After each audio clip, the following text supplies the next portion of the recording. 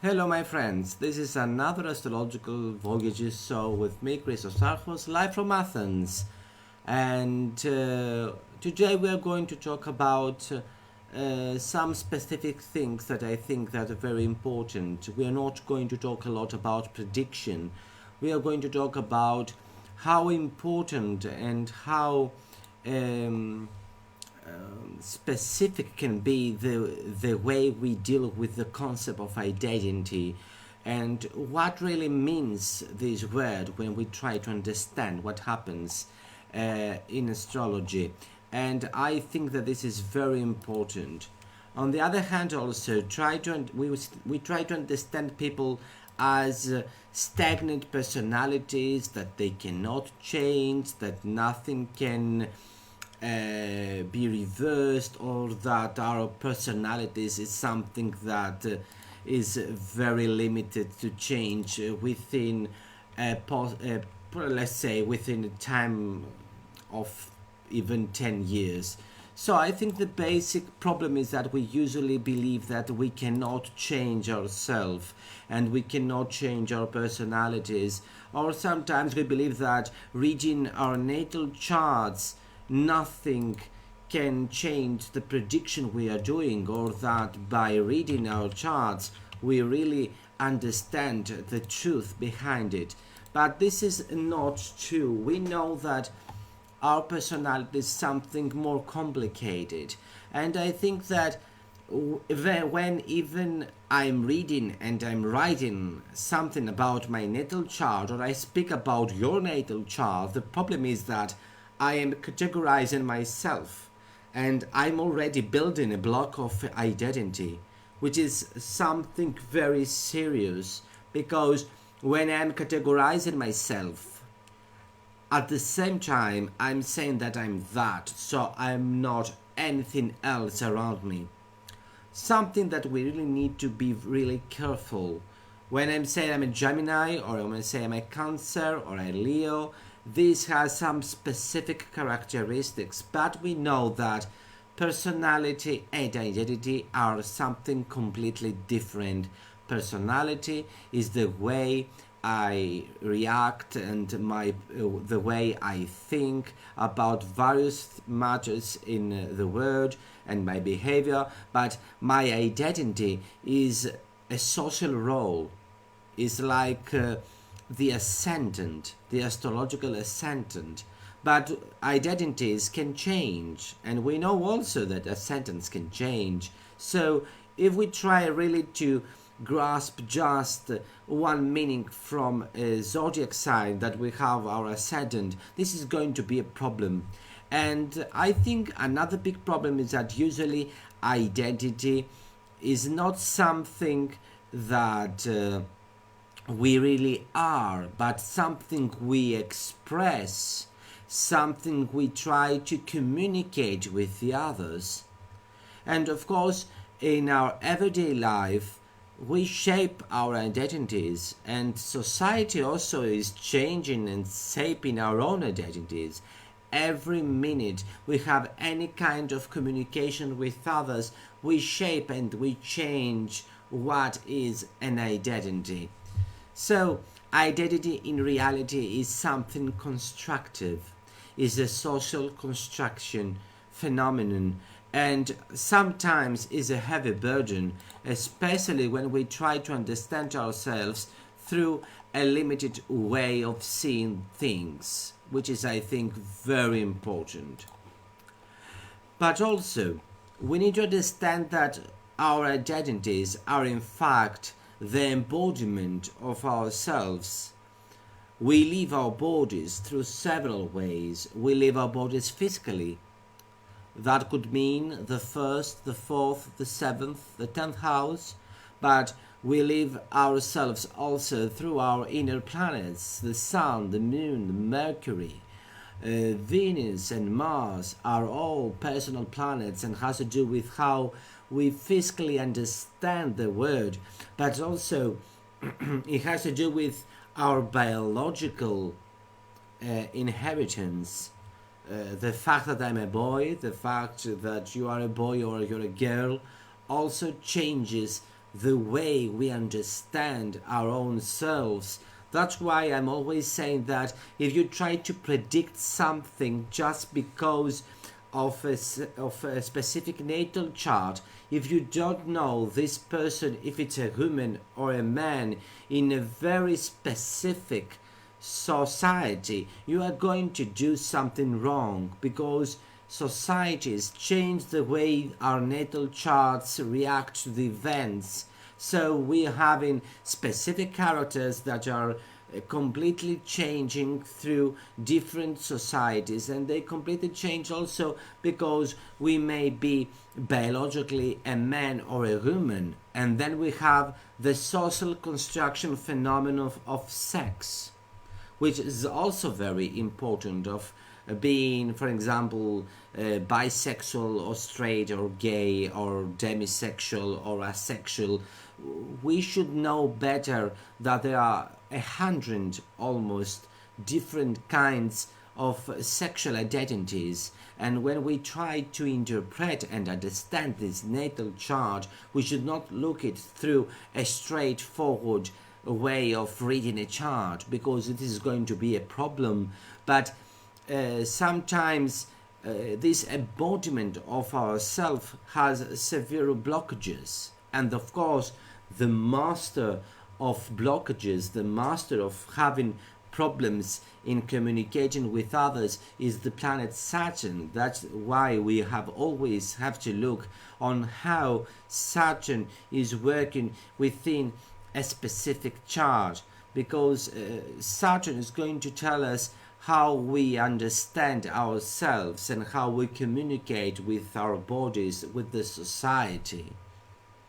Try to imagine your own self, how your body is communicating with society, and how you react to the society's information and feedback you are having from that collective consciousness and unconsciousness.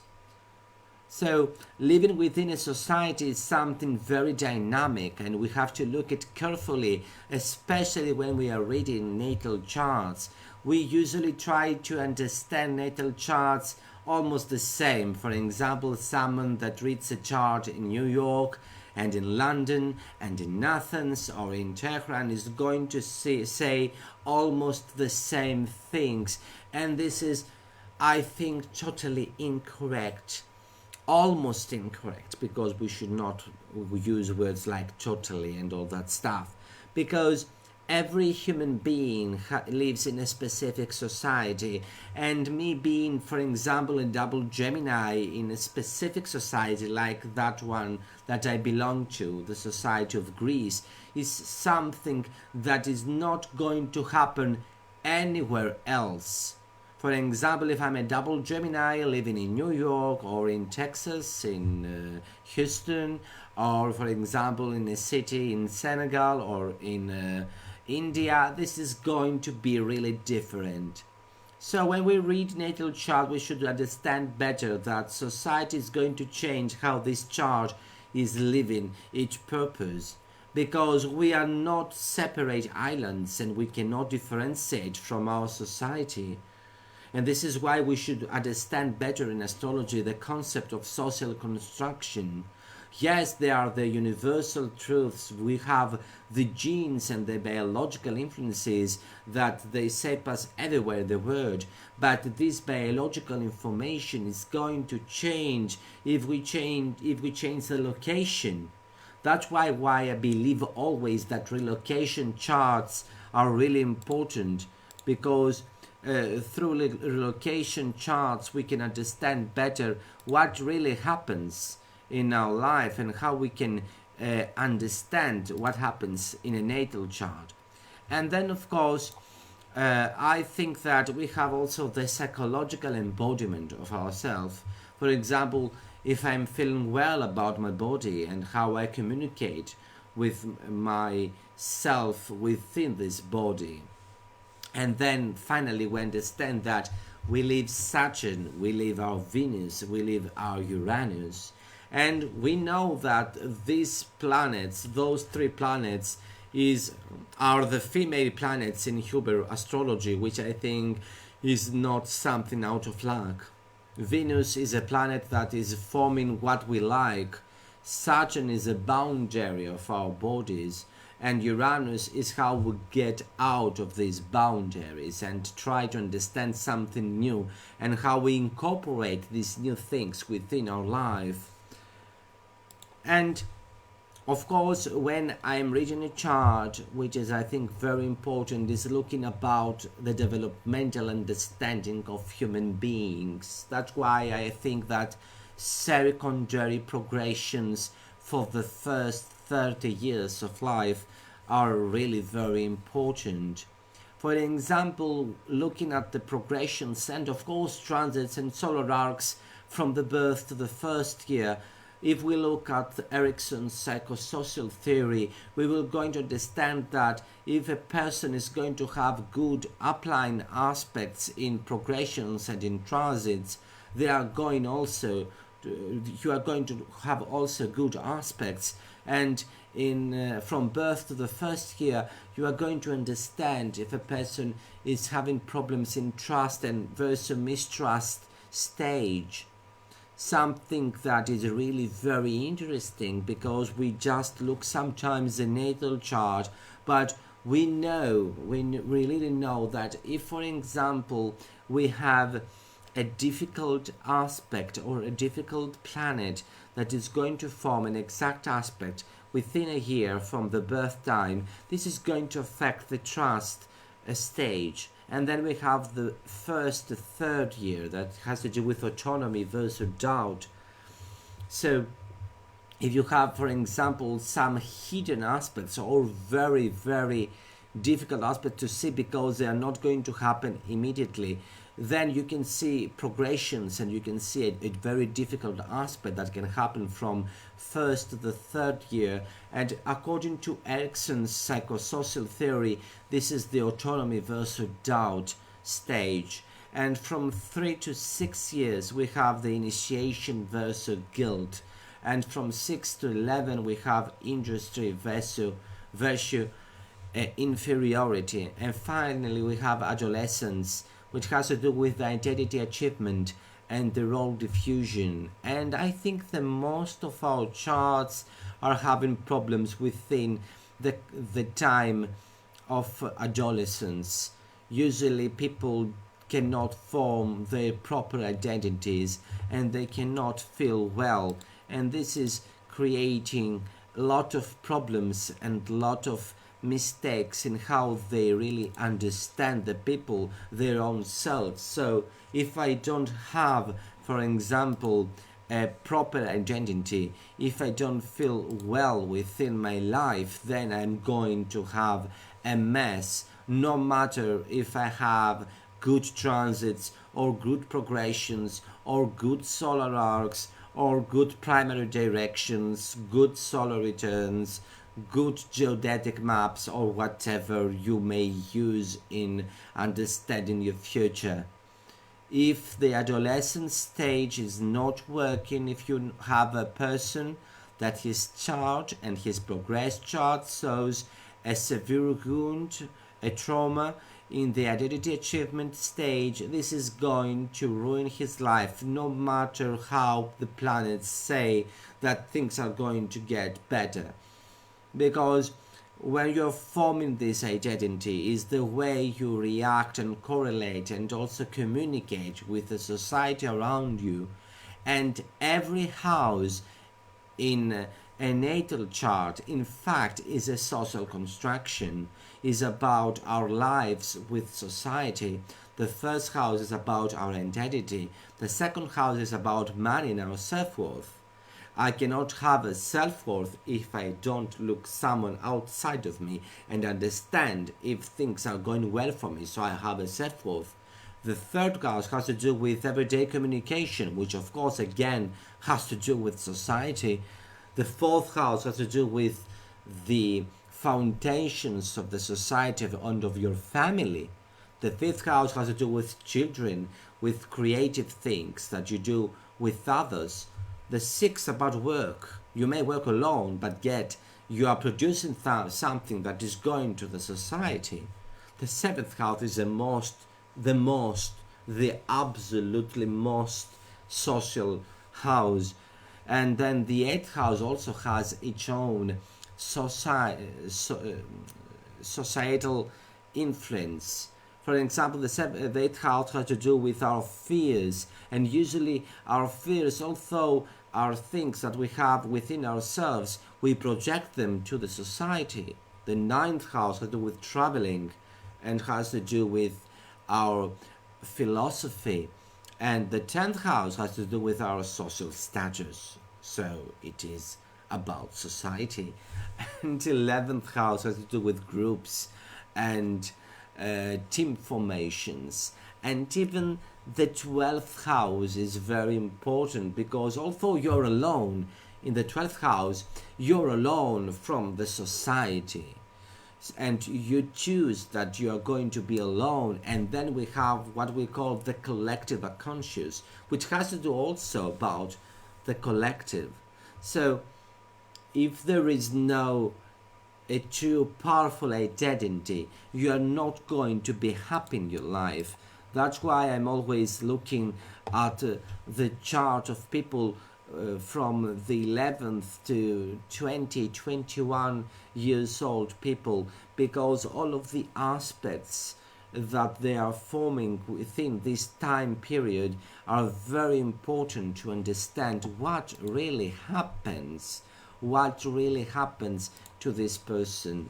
And by looking all of that, I think is about finding finally the early adulthood. If you don't have an identity achievement stage, then you're going to be isolated, or you're going to find intimacy. If you are in middle adulthood, you are going to have the generativity. But if you are not working with yourself, you are going to feel the concept of stagnation.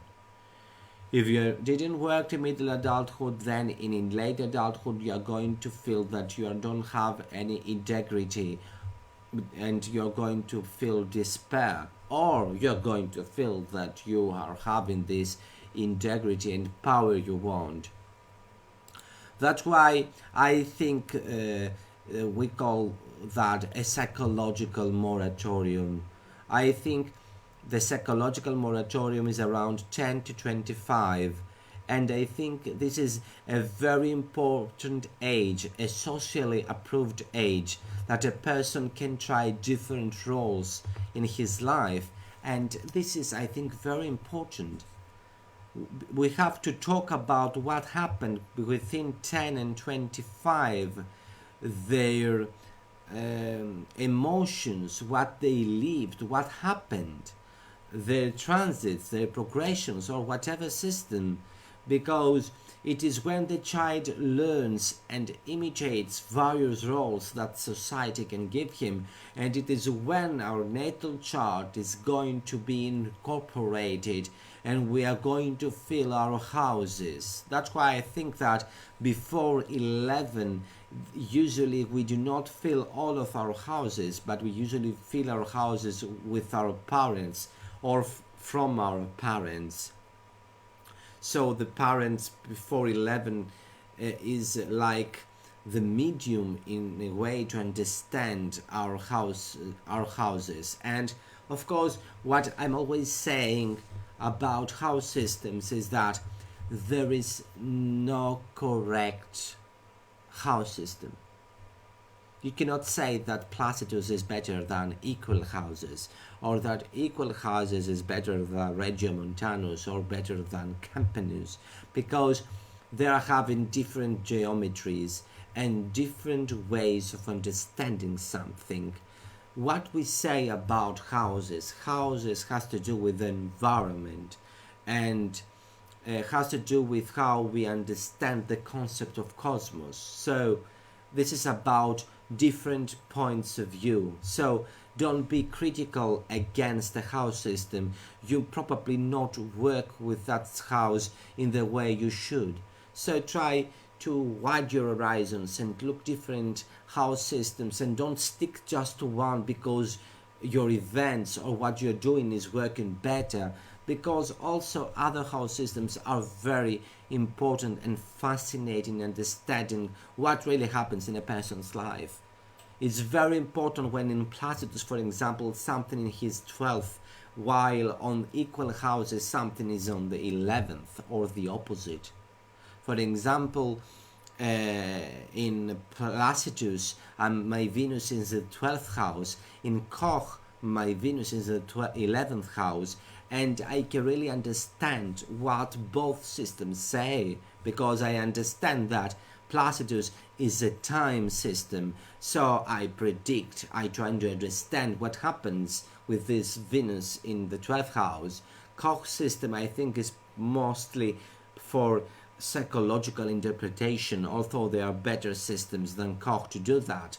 And I really feel that I'm not a Venus in the 12th when I'm going to talk about my personality and how I communicate with the society. So different house systems produce different phenomena. Equal houses are great, for example, in using traditional techniques and predicting things, or using, for example, solar arcs. I think this is important, but in fact, every house system is a different social construction that gives us different phenomena and different details and different, finally, information.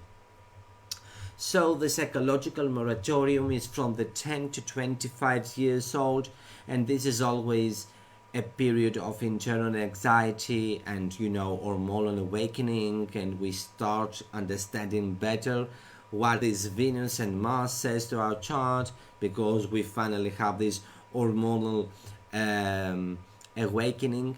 And then, of course, we have this identity crisis. And this crisis is going to be really big when it is impossible for us to make commitments to adult roles. So when someone cannot cope with the society, when someone cannot work within a society, then he's going to have some severe problems in his adulthood.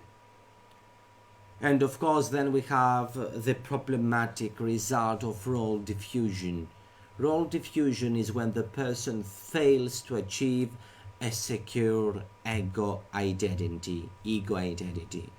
So this means that probably the sun is not working. You may have a sun in Leo having 5 points with Dorotheus' system of giving points, and even in the first house another 5 points from accidental dignities and lots of goodies in your sun. But if there is not a social, constructed and healthy identity, this sun is going to have problems, even it has plus 10 or minus 10. The only difference is that people that they have their sun with positive points usually can react to the problematic formation of our identity, while others, like people that have a lot of Libra and a lot of Aquarius, have a difficulty in forming their identities. That's why, for example, people with Libra are very difficult to live by themselves, because they usually try to live their identities with other people. Or, for example, Aquarians are usually the hermits, the people that are outside the society, and they are very lonely or perhaps revolutionary because they cannot cope with the society existing roles. This is what happens, is everything about psychology, but we just need to learn the keywords that astrology gives us, and we can have a perfect psychological interpretation of what really happens in every sign. So this role diffusion usually is going to be problematic for a person, and we have to understand finally what really happens to us.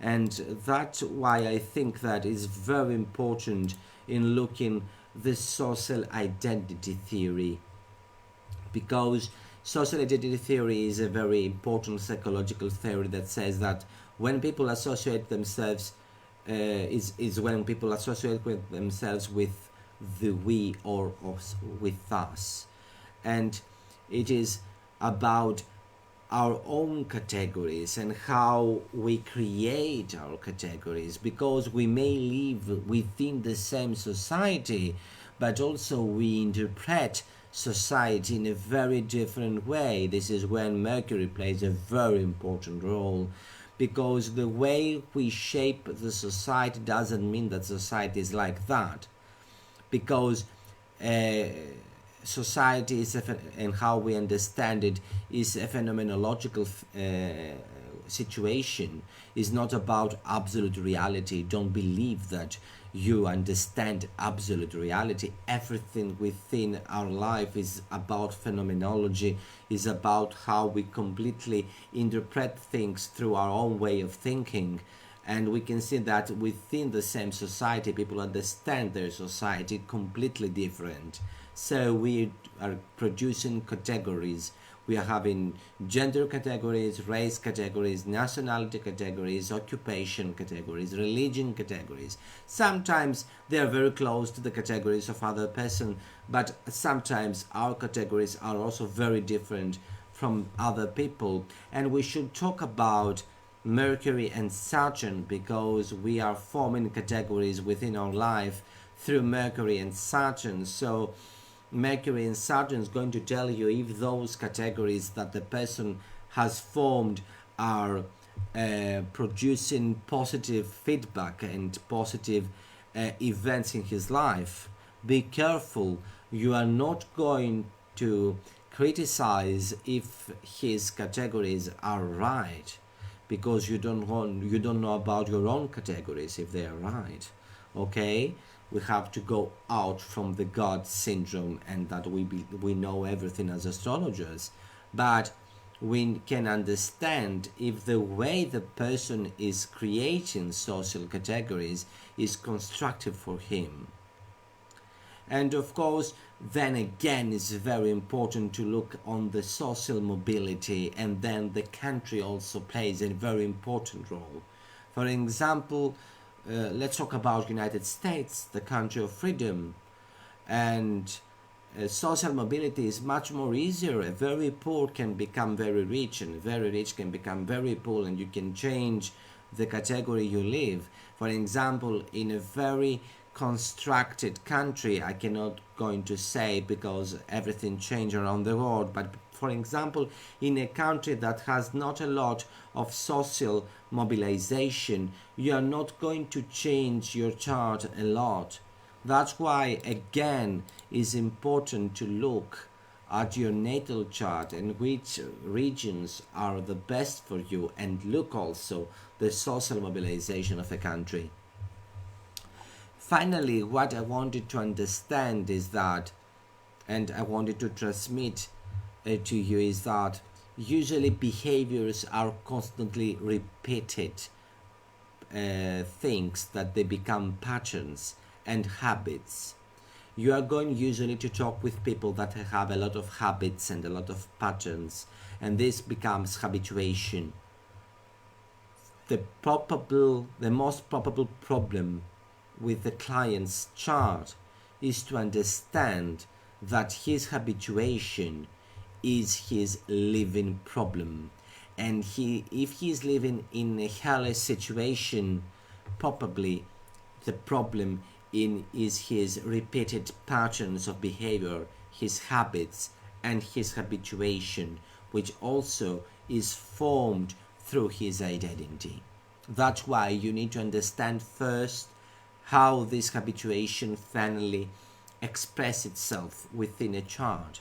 Look at the first house and the ruler of the first house and Mercury, and then look at the Sun, and look carefully on the Mercury Sun, Mercury Moon, and Mercury Saturn midpoints that are going to give you a lot of information about the habits of a person. And of course, in that case, this habituation may be the mother lode, the problem of the birth of severe psychological disorders within a client's natal chart. But this is something we're going to talk later. Thank you again, my dear friends, for another Astrological Voyages show, live from Athens. I'm Christos Archos, and thank you very much for your company. I'm going to discuss the next week also some important things about all of the social construction thing and how that works within a chart, but also we're going to talk about the 12 zodiac signs and how things are going to work in the next month. Thank you very much again for your time, and I hope you have a great time in whatever place of that planet you live in. Bye bye.